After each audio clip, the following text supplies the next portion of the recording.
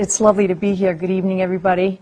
I'm always so at home in the company of others who come together in this ongoing pursuit we have of developing a deeper relationship with God. So I'm happy to be here, and I'm grateful to the Alumni Association for their efforts to bring us together. So the topic this evening is praying in hard times. Two things came to mind when I was asked to be part of this program and to speak specifically on this topic. I mean, first, I thought about economic hard times because there are so many people around us now who are suffering from some kind of financial uncertainty, and it's in the news all the time. Maybe some among us are in that situation tonight. But by the grace of God, I'm not in that situation. I work for Boston College. I feel very fortunate, and I don't know what that feels like. But in talking to John, of course, hard times is such a broad category, and who among us has not suffered from some kind of hardship and some kind of suffering in our lives? So the bigger concern to me was the fact that I am no expert on prayer. I do have this handy degree now. It's lovely to have it, but I struggle with prayer, and I hope I'm not alone in that regard, but sometimes I feel like I'm in rich conversation with God, and sometimes I feel like I'm missing any kind of connection at all. But one thing in thinking about this tonight that became very clear was that really it's the most difficult experiences in my past that have brought me the richest experiences of God. And in slogging through some of those rough patches, I've become almost imperceptibly totally dependent on prayer. The last decade of my life brought two very painful experiences that rocked me to the core. One was a brief but debilitating depression, and the other one was the sudden loss of my mother to cancer. And each one of those resulted in a profound experience of God and really changed my experience of prayer. So I thought I might share a little bit about those journeys with you in light of this topic tonight. And then I hope that later you might bring your own insights from your own experiences. So just find the water.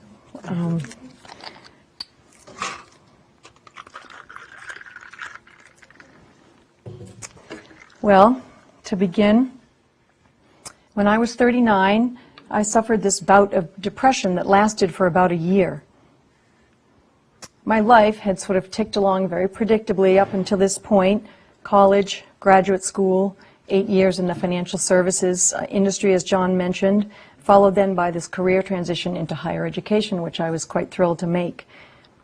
I had a close family, including 7 siblings and lots of adorable nieces and one poor nephew by this time, and I had a lot of friends. I was in good control of my life, and it seemed to be going well. But all of a sudden, as my 40th birthday loomed, my life seemed to hit the skids.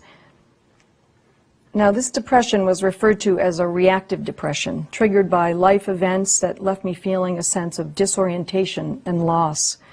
I had left a job that I loved, but I had outgrown for a job that proved difficult and really lonely. A relationship had ended, not a very good relationship, but still another relationship. And once again, that chance of marriage and children eluded me. Finally, a new friendship gone bad raised family issues that I had never dealt with. I exhibited all the classic symptoms of depression. I would wake up at 3 a.m. with overwhelming anxiety that everything about my life was terribly wrong. I cried all the time. I withdrew from most social situations and told my siblings, even my closest ones, nothing. I managed to hide it well and to function at work. I did have one friend with whom I was totally honest and with whom I would walk every day at the Arboretum where I worked.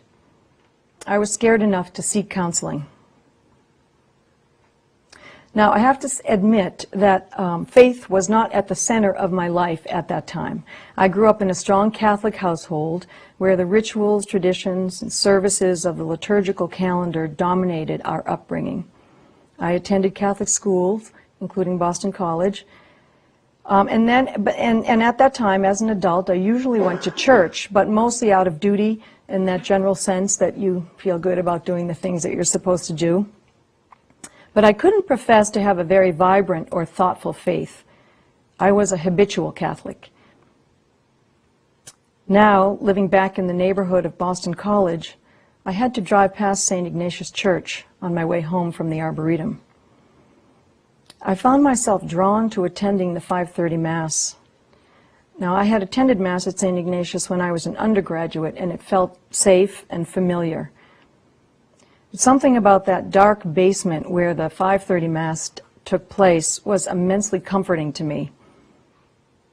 Honestly, I don't remember praying.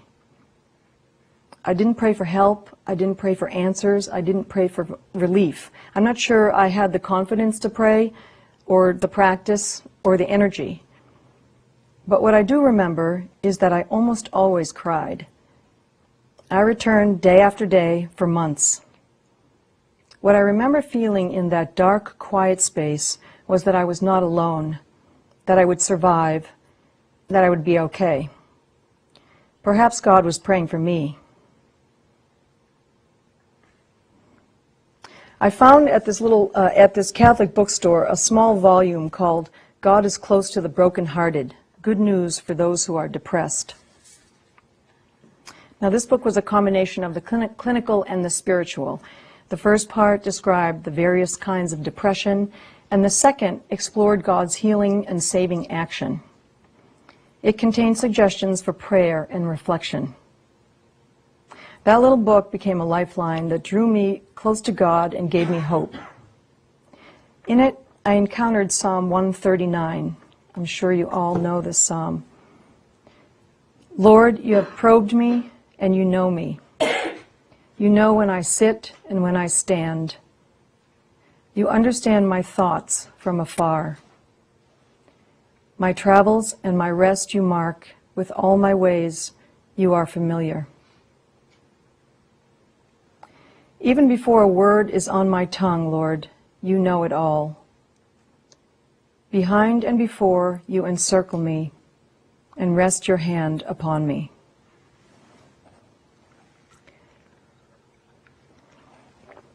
God knew that I was suffering, even if others didn't.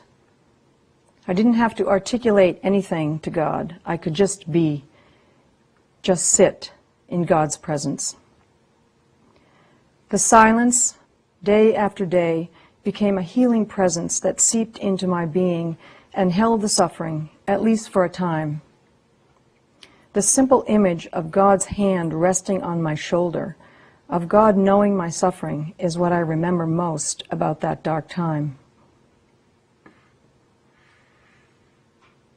Though I couldn't have known it then, the experience was formative in the shaping of my adult relationship with God and my way of prayer. I felt like that little book saved my life, really. The gentle, healing God that I encountered then felt very different from the stern, remote God of my childhood. I encountered a felt sense of God that was more powerful than anything I had experienced up to that point in my adult life. I felt suffering and pain, but just as strongly, I felt God's presence. Through that experience, I came to believe what the title of that book promised, that God is close to the brokenhearted. Those who are crushed in spirit, God saves.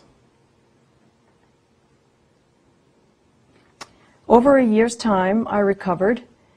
And in those years immediately following, St. Ignatius and my reawakening faith were at the center of my life. But I've spent many hours reflecting on that strange time. One of my greatest sins is willfulness, and my depression was a painful testament to the fact that I was not in control. I was forced to step out of the routine and to be still. It was my first experience with silence, really. My first experience with solitude. Yet it was a fruitful solitude. Henry Nouwen writes in another lovely little book called Here and Now. I only read small books, that's all I can get through. He writes in this little book called Here and Now, "Often we go to good men and women with our problems, in the secret hope that they will take our burdens away from us. But sometimes we meet that exceptional person who says, 'Do not run, but be quiet and silent. Listen attentively to your own struggle. The answer to your question is hidden in your own heart.'" I had little choice then but to suffer through that time of depression.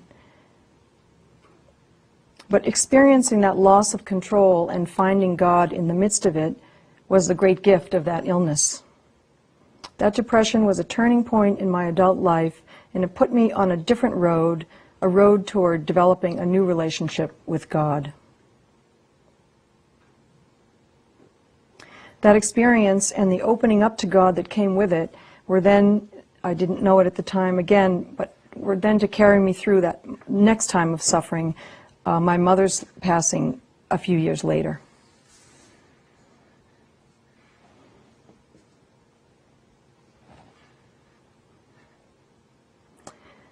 When I was 43, my mother died of cancer.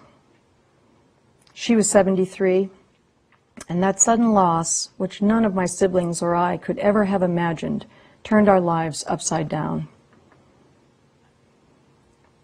My mother was the greatest. She wasn't perfect, but she was the greatest. She was the Energizer Bunny of our family who made life great for her 8 children, her cantankerous husband, and countless friends and colleagues. She was a woman of immeasurable warmth, wonderful humor, impeccable decorum, and unflagging joie de vivre. Like many an Italian matriarch, she was the cog in the wheel of this large gregarious family, and she was cherished by each one of her daughters and sons. As my parents aged and settled into retirement, my sisters and I would occasionally discuss the caregiving needs that were beginning to emerge. We would talk about how much easier this was going to be with Mom. Dad, simply put, was crabby. In a way, I think we were processing the realization that our parents wouldn't live forever, and at the same time we were acknowledging out loud to each other how hard it was to imagine life without Mom. We seemed to need her more than ever as adults, now that we had husbands and children of our own. My brothers were no different. My mother began to suffer back pain in December of 2001. A series of tragic misdiagnoses and misguided treatments dragged on through March. One night, late in March, she lost the use of her legs and was rushed to the hospital. The doctors discovered a large tumor wrapped around her spine, and she was rushed to Mass General, where they operated immediately. 3 kind young doctors announced that the surgery had gone well and that there was a good chance that she would regain use of her legs. At the same time, they announced that she had cancer and gave her a year to live. For our family, the next 60 days were a mind-numbing whirlwind. Ours was a family relatively untouched by tragedy. Our grandparents lived long lives, and as kids, we were too young to comprehend what their passing meant to my parents. Growing up, even in a large brood, we suffered no more than a broken bone or 2. Suddenly, we were left to absorb the devastating reality that my mother was dying, and this was happening to our family, not to someone else's family. Most immediately in this situation, and I know that many among us have been through this kind of thing before, cancer seems to be everywhere, one is faced with negotiating that complex world of oncology. We spent countless hours at Mass General, in Mom's room, in the waiting area, in the cafeteria. There are 4 of us living in Boston, 3, including my dad, in New Hampshire, 1 in Vermont, 1 in Seattle. We spent countless hours on the phone with each other, relaying information, coordinating visits, talking about Dad, crying. In the end, the cancer was a primitive and aggressive type that spread rapidly. The doctors never identified the site of origin. A 2-week transfer to Uville Rehab Hospital proved disastrous, and Mom was rushed back to the Mass General emergency room. Shortly after her return, the doctors gently told us that there was no hope for treating her cancer, that we should consider options for hospice, and that we should prepare our final goodbyes.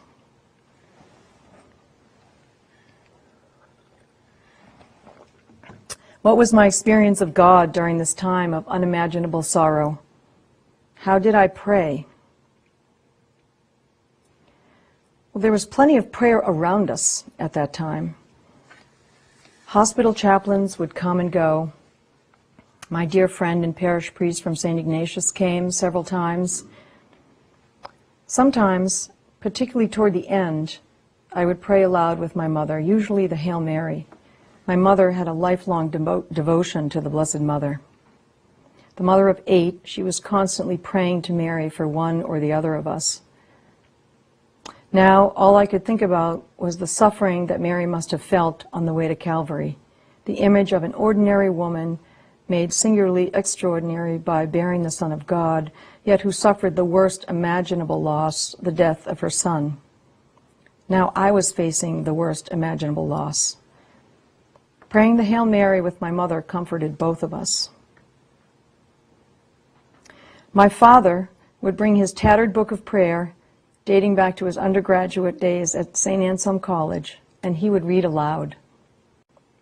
This reminded me of our family prayer growing up, which my dad would lead from this same book.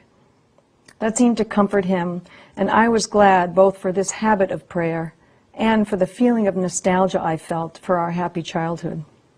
It was the prayer of my parents' generation, and it gave me strength. At the same time, I needed my own time to pray. Yet when I found the time and the space, I was once again without words. I was reeling from the fact that this was all happening. I was in a state of disbelief. I simply didn't know what to do with this suffering. It seemed too big. The phrase that seeped into my bones earlier carried me once again. Even before a word is on my tongue, God, you know it all. Behind and before you encircle me and rest your hand upon me.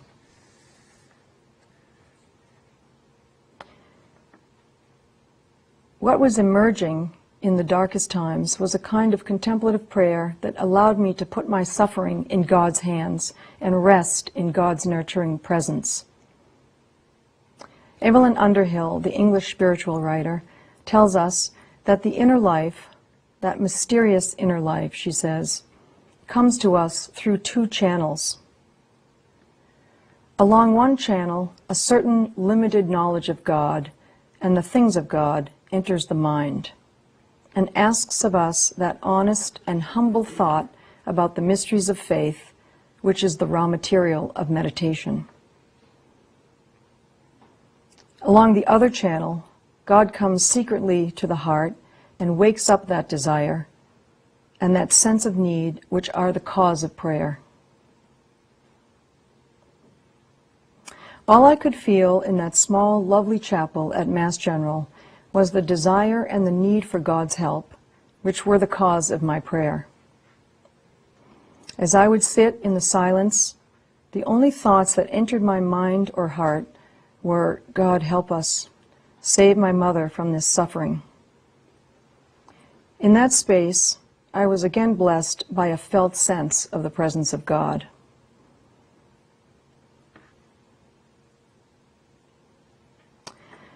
When my mother was in Boston, I missed only one day at the hospital, and by the time she was at the hospice house in New Hampshire, I'd taken leave from work and was free to be with her. Strangely, I never went to Mass during this ordeal. I remember I didn't have the energy. One day, sitting on one of the benches at that beautifully landscaped hospice house, I said to my sister, you know, I realize why I haven't gone to church at all. I felt like God has been right by my side ever since this happened. I haven't needed to go to church. I felt that I was being carried by Christ.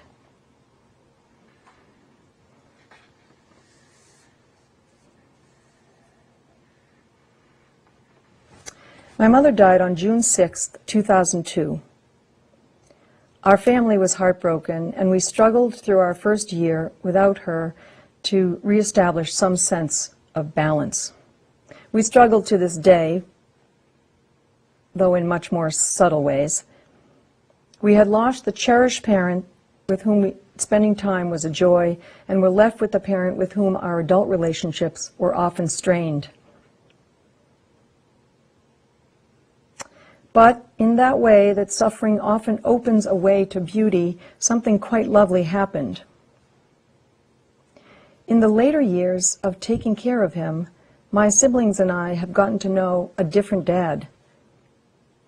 In losing his wife, in having to build a social life as a widower, in experiencing the consistent attention of his children, he has mellowed and grown.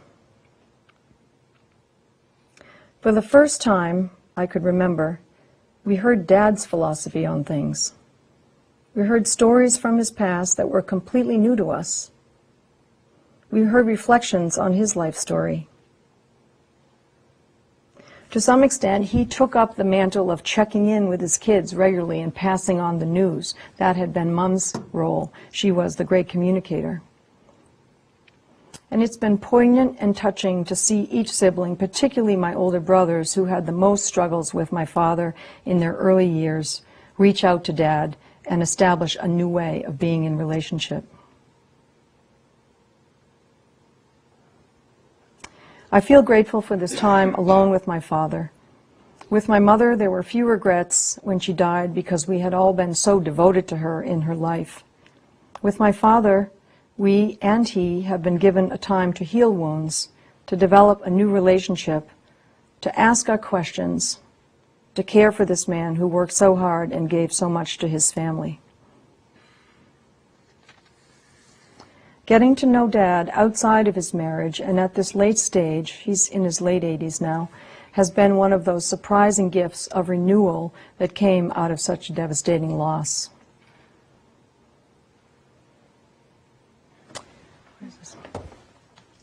I don't know if you've seen this. Please say yes, because it's John's work, and he'll feel good if we...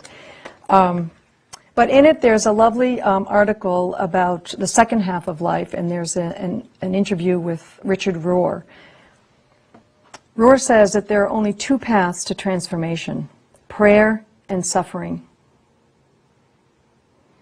Because few of us walk into a journey of surrendered prayer, he says, you can really say there is only one path, which is suffering. It sounds a little grim to me, but I can't disagree. That notion of surrendered prayer really resonated with me when I read it. There are so many kinds of prayer and so many ways of praying. Established habits, momentary prayer, silences prayer, places of prayer.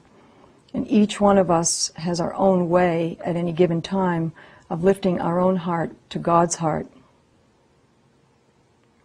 What I remember about my own experience is that my prayer came out of what I needed from God at that time. Surrendered prayer, in a sense. In each case, I felt desperate. How many times did I utter, "God bless you, Mom"? How many Our Fathers, Hail Marys, and Glory Bees did we pray together?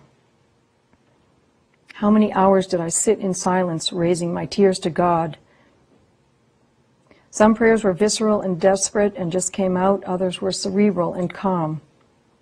But in each instance, I believed that I was bringing my own situation to God. I was opening a window to God on my own struggle.